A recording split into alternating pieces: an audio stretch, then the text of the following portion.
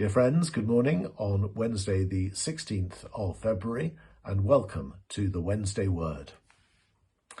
Monday was Valentine's Day and it marked the 93rd anniversary of the Valentine's Day Massacre of 1929. I was reminded of this by an article by Rachel Jones in the February edition of Evangelicals Now.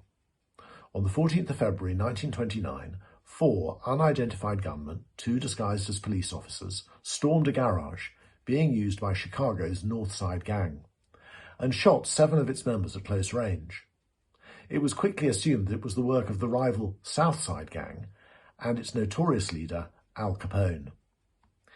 Even though Capone and his associates were never convicted, the incident turned public opinion against him, and the media dubbed him Public Enemy Number 1.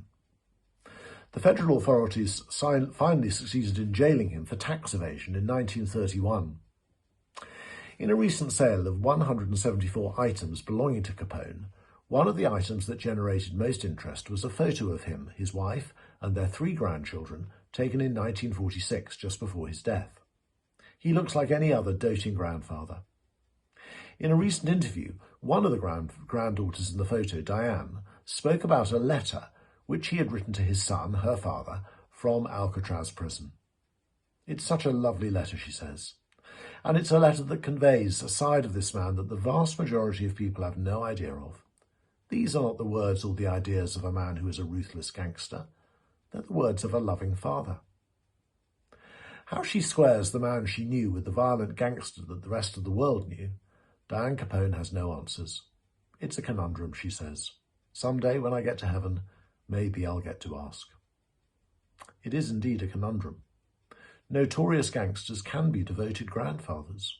Concentration camp guards who spent their days murdering Jewish women and children were deeply devoted husbands and fathers. But it works the other way around. The great 18th century preacher George Whitefield was a slave owner. Martin Luther, who pioneered the Protestant Reformation, was notoriously anti-Semitic. More recently, some evangelical leaders with fruitful ministries have been exposed as spiritual and sexual abusers. All this shows that we human beings are more complex than we like to admit. We want good guys and bad guys, so we can put ourselves in the good guy box and close the door on the bad guys. But if we dare to look honestly into our own hearts, we know that we are both good and bad guys at the same time.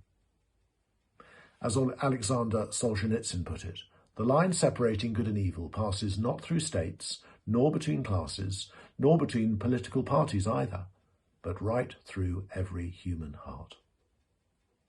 This should be no surprise. The Bible tells us that we are made in the image of God, a little lower than the angels, but that we have all sinned and fallen short of the glory of God. We are glorious and sinful, beautiful and hideous, capable of great good and terrible evil at the same time. We are therefore all in need of the salvation that only Jesus Christ can bring, and the Holy Spirit, who changes us from within and helps us to fight against the acts of the flesh and to display the fruit of the Spirit.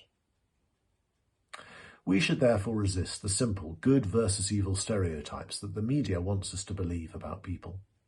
No one should be cancelled or written off because of things they've said or done. No one is beyond God's love and redemption, not even an Al Capone. As was said of Jesus, this man welcomes sinners and eats with them. God bless you today.